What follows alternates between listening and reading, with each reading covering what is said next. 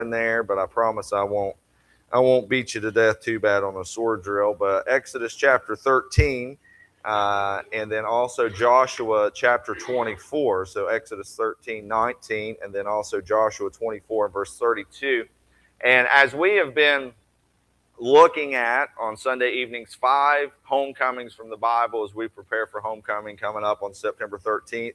And I promised you that throughout this little mini series of sermons that we would not talk about the prodigal son and we would not talk about Naomi and Ruth, because everybody always talks about the prodigal son and Naomi and Ruth in homecoming series. So far we saw Noah's homecoming after the storm and how that God gets us where we need to be. And sometimes it's not where we started, and that's okay. He makes that our home.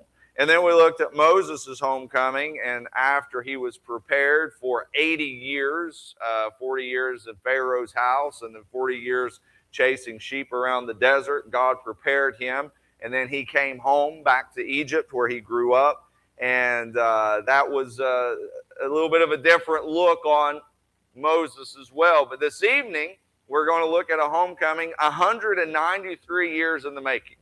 Literally 193 years, more or less, in the making for this homecoming.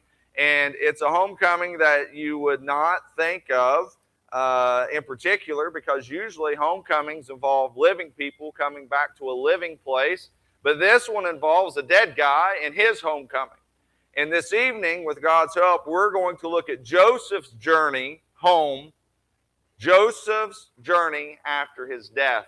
Now, if you look with me in Exodus 13 and verse 19, Exodus 13:19 says, "And Moses took the bones of Joseph with him, for he had straitly sworn the children of Israel, saying, God will surely visit you, and ye shall carry up my bones away hence with you." Of course, this is speaking of the Exodus. Whenever Moses and the children of Israel left Egypt, one of the things they got was Joseph's bones. They got gold, and they got all kinds of food and all kinds of supplies from the Egyptians, because they just wanted them crazy Jews out of there because all the firstborn had just died.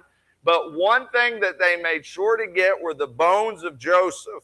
And then they drug poor Joseph's carcass around in the wilderness for 40 long years. And then through the conquest of Canaan with Joshua, and then in Joshua chapter 24 and verse 32, we finally see Joseph's journey after death coming to an end. And this is the homecoming we're going to talk about this evening.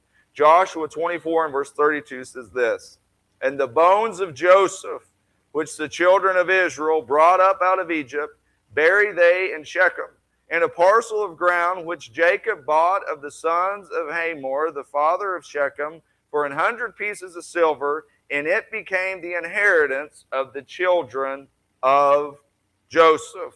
So we're going to be looking at Joseph's journey home after death.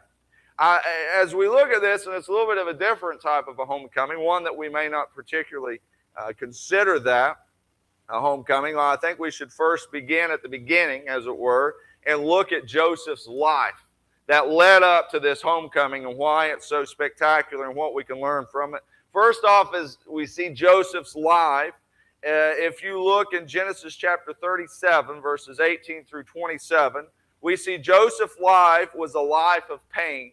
In Genesis chapter 37, beginning in verse 18, this is where the pain really begins in Joseph's life. "And when they saw him afar off," this is Joseph's brothers, "and when they saw him afar off, even before he came near unto them, they conspired against him to slay him. And they said one to another, Behold, this dreamer cometh. Come now therefore, and let us slay him, and cast him into some pit, that we may say, Some evil beast hath devoured him, as we shall see what become of his dreams." Of course, we know Joseph was a dreamer, and he had dreams that his brothers would all bow down to him, and they became jealous of him. And this life of pain begins right here in Genesis 37. He's betrayed by these brothers, and he's sold into slavery. If you know the story, as most of us do, if you look down in verse 22, "Reuben said unto them, Shed no blood, but cast him into this pit that is in the wilderness, and lay no hand upon him, that he might rid him out of their hands, to deliver him as unto father again." And then in verse 26, Judah said unto his brethren, what profit is it if we slay our brother and conceal his blood? Come, let us sell him to the Ishmaelites. And let us sell him to the Ishmaelites, and let not our hands be upon him, for he is our brother and our flesh. So this life of pain begins with the betrayal of his brothers as they sell him into slavery to this traveling band of Ishmaelites as they come through. Now, I've got 3 older brothers, and I like to think as the baby of the family and the only one with brown eyes like my mama, I am by default the favorite, the best looking and most charming. And I wonder sometimes if they ever thought about throwing me in a pit and selling me to the Ishmaelites when I was a boy. But this life of pain that Joseph has, imagine the pain of being betrayed by the big brothers that are supposed to love you and support you and guide you and be surrogate fathers to you when your dad's not around. His life is wrought with pain from this point forward, because then from the pit, and he's sold into slavery, and then he's sent to Potiphar's house where he's betrayed by Potiphar's wife. And Potiphar's wife, we all know the story, we won't go there for sake of time, but Joseph gets sold into slavery. Potiphar buys him. He's a pretty affluent Egyptian man. And Potiphar has him there in his house, and then Potiphar's wife lies on Joseph because Joseph won't sleep with her. She gets mad, and then he's betrayed by Potiphar's wife, and he's thrown into prison. And then, once he's in prison, he interprets some dreams for these guys. He interprets dreams for the butcher and the baker. There was no candlestick maker, but the butcher and the baker in prison, he interprets their dreams. And whenever the butcher gets out, he forgets Joseph. So let's just talk about that life of pain for a minute. Betrayed by your brothers, betrayed by your boss's wife, and then forgotten about and betrayed by a man that you met in prison and tried to do nothing but good for. That's a life of pain. A life of misery. Joseph's life was a life that anyone that, if they just read the beginning of the story, would not wish upon their worst enemy. But not only was Joseph's life a life of pain, it was also a life of privilege. In Genesis 37 and verse 3, we see this. Genesis 37:3. Now Israel loved Joseph more than all his children, because he was the son of his old age, and he made him a coat of many colors. So not only does Joseph's life have pain, it has privilege. He is his father's favorite. Genesis 37:3 says particularly and specifically that the baby boy was Israel's favorite son. So much so that he bestowed the gift upon him, the coat of many colors. Not only was his father's favorite, he was also Potiphar's overseer. Before he was betrayed, we forget that in Genesis 39 and verse 4, we see this of Joseph. And Joseph found grace in his sight, speaking of Potiphar, and he served him, and he was made him overseer over his house and all that he had put into his hand. So he had privilege not only in his father's house, but then after he becomes a slave, he raises and rises in the ranks to have this life of privilege and blessing in Potiphar's house, that he was second in command to his boss. He was the assistant manager of all of Potiphar's affairs. Not only was he privileged in Potiphar's house, but then after he goes to prison, in Genesis 40, verses 3 through 4, we see that he was the prison guard's pick as well. In verse 3 of chapter 40 of Genesis, and he put them inward in the house of the captain of the guard into prison, the place where Joseph was bound. And the captain of the guard charged Joseph with them, and he served them, and they continued a season inward. So what happens in the prison, he goes from his father's favorite to Potiphar's favorite, and even in prison, the guards favored Joseph. And when 2 of Pharaoh's servants get thrown into prison, he is set in charge over them. So Joseph's the pick no matter where he goes. So it's a great life of great pain, but it's also a life of great privilege that Joseph is blessed with. And then, of course, we all know that after Joseph gets out of prison, he interprets a dream for Pharaoh, and then he becomes Pharaoh's pick as well, because in Genesis 41 and verse 40, we see that he is set second in command over all of Egypt, second only to Pharaoh, something that was unheard of for a slave to rise in the ranks to. Joseph did it, because in Genesis 41 and verse 40, we see this life of privilege at its peak. that thou shalt be over my house. That's who's Pharaoh is talking to him. Thou shalt be ruled over my house, and according unto thy word shall all my people be ruled. Only in the throne will I be greater than thou. So Joseph's life is one of great highs, great lows, pain and privilege, just like all of our lives. How many times do we find ourselves in the prisons of life or in the pit and, oh, woe is me? But we are so quick to forget that we've also sat in the palace and the throne room at times too. So privilege and pain, it's part of all of our lives, just as Joseph's. But not only was Joseph's life a life of pain and a life of privilege, Joseph's life was a life of purpose. In Genesis chapter 41, verse 56 through 57, he literally provided for the starving masses. Joseph, through the power of God, from his position of privilege, he has his purpose and fulfills his life's work in saving, quite literally, the known world. In Genesis 41:56, it tells us this: and the famine was over all the face of the earth, and Joseph opened all the storehouses and sold unto the Egyptians, and the famine waxed sore in the land of Egypt. And all countries came into Egypt to Joseph to buy corn, because that the famine was so sore in all the lands. You see, Joseph had this life of pain, privilege, but it was always purpose-driven.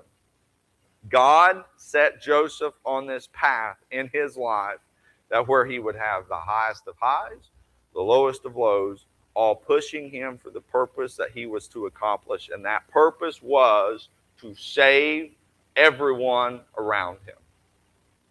You see, Joseph's life, it was just like ours.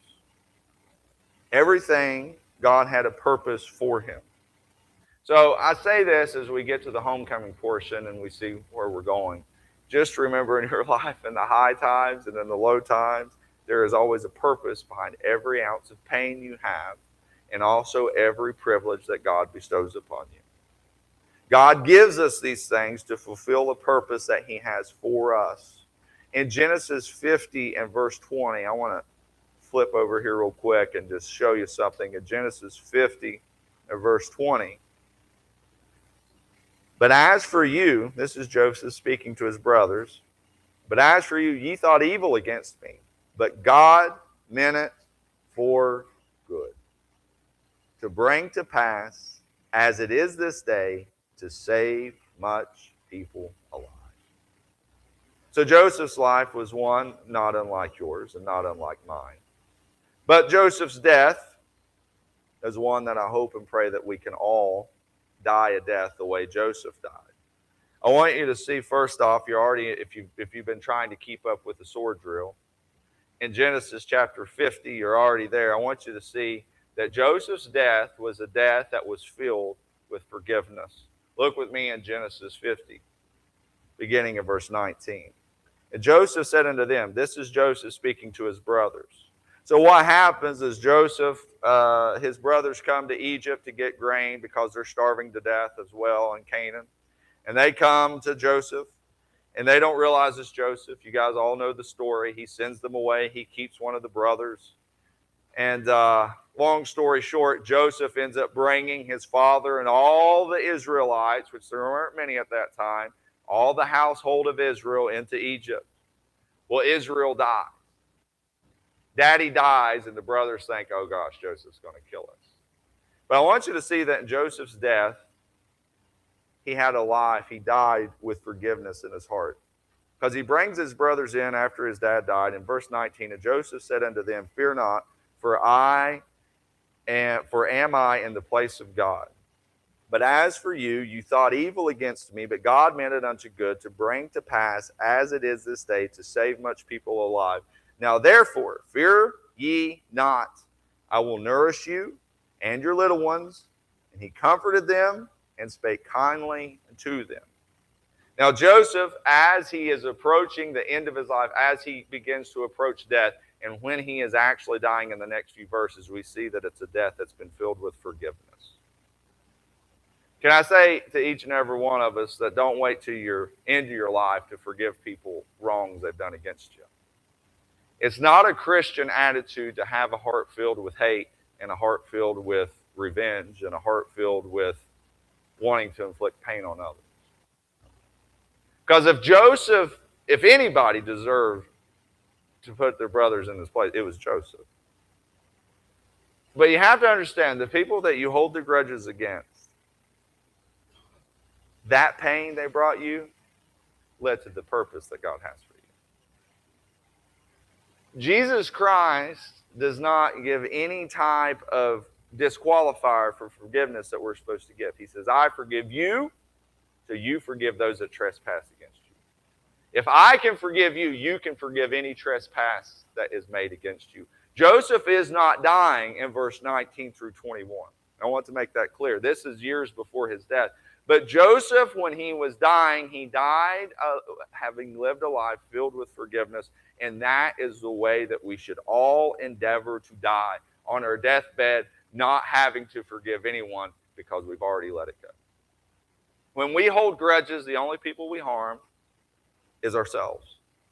That's it. The people that you hate in secret and you lay awake in bed at night, all night, rolling around and saying all these bad things to them. You ever get in an argument with somebody and then it's over and you're like, I should have said that. You want to know what that person's thinking about? Nothing. They don't care about what you've got to say. You're up losing sleep and losing weight and losing your sanity, hating someone, and they could care less. They're sleeping like a baby. So Joseph, in his death, we see that his death, he died with forgiveness in his heart, but also he died with faith in the Lord. Look with me in Genesis 50 and verse 24. And Joseph said unto his brethren, I die, and God will surely visit you and bring you out of this land into the land which he sware unto Abraham, to Isaac, and to Jacob. Joseph, when he dies with forgiveness in his heart, and he dies with faith in the Lord, knowing that the Jews will not spend all of eternity where they are in Egypt, but God has a better place for them where he's going to take them. And he says, God will get you out of this place. And even though Joseph's eyes did not see it, he still had faith and believed it. May we die the same way Joseph did, with faith in the Lord. But also I see he died with future plans. Look with me in Genesis 50, 23 through 24. And Joseph said unto his brother, I die, and God will surely visit you and bring you out of this land into the land which he sware to Abraham, to Isaac, to Jacob. And Joseph took an oath of the children of Israel, saying, God will surely visit you, and ye shall carry up my bones from hence. He had future plans, so much so, look with me in verse 26. So Joseph died, being 110 years old, and they embalmed him, and he was put in a coffin in Egypt. When Joseph died, he knew it was not the end. He had future plans. He said, take me home when you go. I don't know how long it'll be, but I want to be there when it happens. I want you to understand, it says something very in particular in this the last verse. It says he was embalmed. Jews are not embalmed. They don't do that even today. When a Jewish person dies, a devout Jewish person, they get them in the ground pretty quick because they don't believe in being embalmed. It's against their culture. It's against their custom. Why did Joseph want to be embalmed? Because he wanted as much as him to go home as could.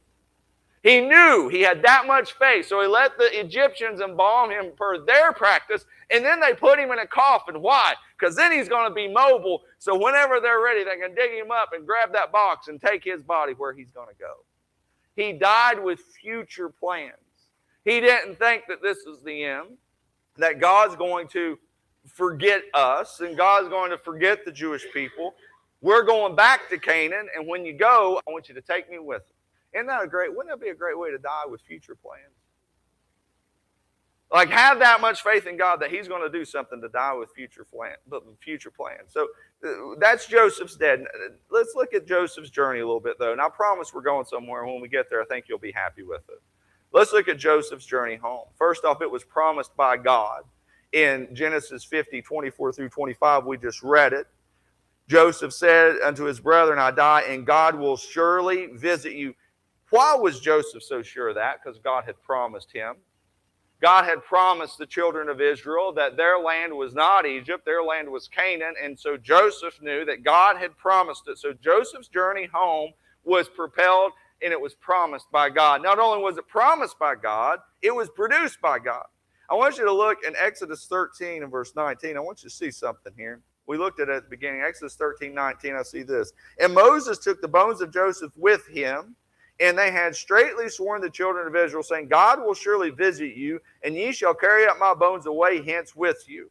So it was promised by God, but it was produced by God. How can you say it was produced by God? Well, because the only reason that Moses and the children of Israel were leaving Egypt and were able to get Joseph's body and take with them is because God had sent plague upon plague upon plague. And it all came to a crescendo whenever all the firstborn died, even of the cattle and the cats and the dogs, and all the way up to Pharaoh's house. God produced this journey that Joseph took home. It took a long time for him to get there, but God promised it, and Joseph knew it. And even in his death, God was still producing things to get that promise fulfilled. So you see, it was promised by God, produced by God. But then I want you to understand, it was perpetuated by God. In Joshua 24 and verse 32, it says this. And the bones of Joseph, which the children of Israel brought up out of Egypt, buried they in Shechem, and a parcel of ground which Jacob bought, the sons of Hamor, the father of Shechem, for 100 pieces of silver. And it became an inheritance of the children of Joseph. Joseph's body, after his death, his home going, his home coming, when they brought his remains home, he had a perpetual home there. That perpetual home, it was perpetuated by God. Now, God promised and produced Joseph's perpetual home. And that journey he took after death. We're finished, the end. No. What does this have to do with us? This is a great Sunday school lesson. Well, because of our lives, you can see Joseph. I want you to think about this when you think about Joseph and his journey home. Joseph is a type of Christ in the Old Testament for sure, but he's also a type of you and me in our journey we take after death. If you think about it, in our lives, they're full of pain. In Romans 8:35 through 37, it says this, who shall separate us from the love of Christ? Shall tribulation or distress or persecution or famine or nakedness or peril or sword? As it is written, for my sake, for thy sake, we are killed all the day long. We are accounted as sheep for the slaughter. Nay, in all these things we're more than conquerors through him that loved us. Your life is full of pain. Matter of fact, Jesus Christ promised you in the New Testament time and time and time and time and time and time again that your life's going to have pain. Suck it up, because you know what? You're more than a conqueror through Jesus Christ.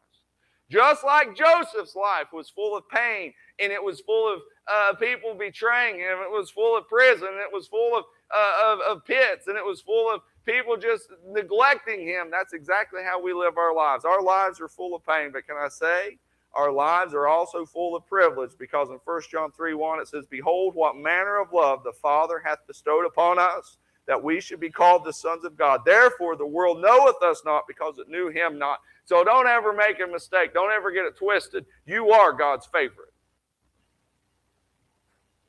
You are God's favorite. Just like Joseph had the coat of many colors, and he knew that he was picked by Israel to be the heir apparent, and that he was the pick of the litter. Every Christian that's ever been born, because our God is bigger than Israel ever thought about being, we can all be his favorite, and he provides us with coats of many colors to wear. And we not only have pain in our lives, but our lives are also filled with privilege, just like Joseph. God takes you down to the lowest of lows just to raise you up to the highest of highs. And it is all for the purpose he has for you, because Romans 8:28, and we know that all things work together for good to them that love God, to them who are called according to his purpose. So you see Joseph's life. We look at Joseph's journey after death, but I want to tell you, your journey after death, your journey begins in your life. And yeah, there's going to be pain, there's going to be privilege, but just always have faith in knowing that there is a purpose, because some people will mean it for evil, but God means it for good. Even those people that turn their back on you and talk bad about you and try to tear you down, God has them there for a reason, to fulfill your purpose and your calling and what He has for you to do. We may not store up enough grain like Joseph did to feed the known world for 7 years of famine, but we are to store up enough gospel within us to tell everybody we see and everybody we know about the love that Jesus gave us. So you see, that's our lives, but then also our deaths. Our deaths should be filled with forgiveness. Our death should be filled with faith in God, and our death should be filled with future plans. I'm never sad, I'm never distraught when a child of God is called home. You know why? Because precious in the sight of the Lord is the death of the saints. Because it's not goodbye, it's see you later. It's not so sad and so lonely. Yeah, we miss them, and yeah, we wish that we could see them again, but you know what? Our faith and our hope is in the Lord. So in your death and my death, I pray we're filled with forgiveness and with faith in God and with future plans. Because this world's not my home. And when I die, that's just the beginning for me. The worst part is over for me. The best part is only beginning. So don't be too sad when you see me go, because you know what? I've got future plans, and they're a lot better than building a house on White Ridge Road. They're a lot better than getting chased by bees and yellow jackets whenever I'm tearing a barn down out there. They're a lot better than waking up in the morning and my knees hurt and Candace's back's hurt, and we say, which one's going to be in a wheelchair first when we're 80? They're a lot better than my hair falling out and my teeth smelling bad. And what I got waiting is a lot better. I got future plans. This is just the closest to hell I ever have to be. Don't you worry about me when I'm gone. I got future plans. I'll be in heaven, and that's where I'll be forever, and I pray you are too. I have faith, and I have forgiveness in my heart. That is the death that we should have, like Joseph, filled with forgiveness and faith in God and future plans. But then, lastly, of course, we have to look at our journey home. You see, Joseph's took well over 100 years. His poor dead body lay in a casket as the children of Israel grew larger and larger in number, and they were enslaved, and all this bad stuff was happening. Well, let me tell you about our journey home. Our journey home is promised by God. What does it say in 2 Corinthians?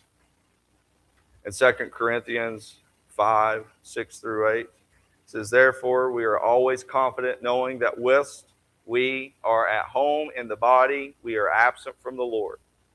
For we walk by faith, not by sight. We are confident, I say, and willing rather to be absent from the body and to be present with the Lord.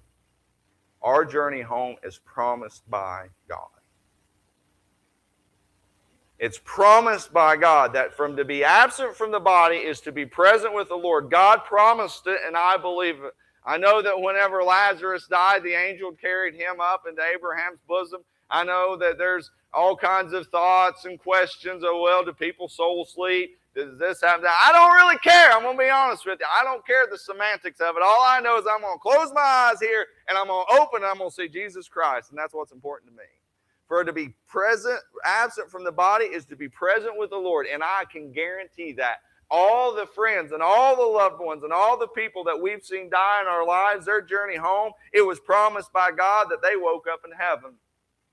You see, it's that journey promised by God, and it's produced by God. Because what does John 14, 1 through 7 say? Let not your heart be troubled. You believe in God, believe also in me. In my Father's house are many mansions. If it were not so, I would have told you. I go to prepare a place for you. And if I go to prepare a place, I will come again and receive you unto myself, that where I am, there you may be also. And whither I go, ye know, and the way ye know. Thomas saith unto him, Lord, we know not whither thou goest, and how can we know the way? Jesus saith unto him, I am the way, the truth, and the life. No man cometh unto the Father but by me. So it's promised by God and produced by God. And you say, oh, I'm glad you read that first part. Because it's produced by God in the fact that he's up there getting my mansion ready. No, you missed the whole part of the story. The part of the story produced by God has nothing to do with the house you get to live in when you get to heaven. You ain't going to give a hoot and a holler about that house. I hate to tell you, you ain't going to care what it looks like, because Jesus is going to be there. He produced it. How did he produce it? It was the end of what we just read. Jesus saith unto them, I am the way, the truth, and the life. That's what produced your journey home. People get all caught up on those streets of gold and mansions and singing angels. That's going to be great. But you know what? I want to see Jesus. And if it's just him sitting in a room by himself, that's heaven enough for me. Because he produced it. He produced it by dying for me on the cross when I didn't deserve it, and saving me when I should have went to hell. That journey we get to take home, just like Joseph's journey that was promised by God, produced by God. All the way throughout our lives, everything leads us to that moment of death when we finally get to go home. Then I also see that journey home, our journey home, is perpetuated, and it's perpetuated by God. Revelations 21, 1 through 7. And I saw a new heaven and a new earth, for the first heaven and the earth were passed away, and there were no more seas. And I, John, saw the holy city, New Jerusalem, coming down from God out of heaven, prepared as a bride adorned for her husband. And I heard a great voice out of heaven saying, Behold, the tabernacle of God is with men, and he will dwell with them, and they shall be his people, and God himself shall be with them and be their God. And God said, And God shall wipe away all tears from their eyes, and there shall be no more death, neither sorrow nor crying, neither shall there be any more pain, for the former things are passed away. And he that sat upon the throne said, Behold, I make all things new. And he said unto me, Write, for these words are true and faithful. And he said unto me, It is done. I am the Alpha and Omega, the beginning and the end. I will give unto you him that is athirst of a fountain of water of life freely. He that overcometh shall inherit all things, and I will be his God, and he shall be my son. That journey home, promised by God, produced by God, and it's perpetuated by God. It's a perpetual home. Just like Joseph, I want you to understand some things that's important about Joseph's death. Joseph died in Egypt. What's Egypt? Type of the world. Where are you going to die in Egypt? You're going to die right here on this hellbound earth. That's where you're going to die. You're going to die here. Sorry, but this is as good as it gets. You're going to die here. Joseph died in Egypt, but that's not his eternal resting place. He was carried. Matter of fact, he was only carried out of Egypt to his final resting place because of the blood of the Lamb that was shed on Passover. You die in Egypt. We all do. Nobody gets out of here alive unless the rapture happens. So you die here in Egypt, but because of the blood of the Lamb, you get to go to your eternal resting place. And I want you to think of something else too. When Joseph got to Shechem, what is Shechem? Well, I looked it up. Shechem, you know what Shechem means in Hebrew? I was hoping it means something beautiful like heaven's gate or dwelling place of the eternal. You know what Shechem means? Jawbone or backbone. It doesn't mean anything beautiful. And I said, God, why did you put Joseph in Shechem? You know what Shechem is? It's the very first place that Abraham ever built an altar and prayed to God. It's the very place that the Jews began, right there in Shechem. And that's where God, where do you think you began? Where did your salvation start? In heaven. And that's where you're going. You're going on up to Shechem. Right where it all began is where it all ends for us, just like Joseph. We have faith. And we pursue that throughout our lives despite of the pain, the privilege. God has that purpose. God is producing us, and he is giving us where we need to be. If we can only die with forgiveness and with faith in God and have some future plans, you'll have a death like Joseph, and you'll have a homecoming like he did. You see, that the homecomings that we've been looking at, Joseph's homecoming is the ultimate homecoming. It's the homecoming after death. Noah's homecoming was great, man.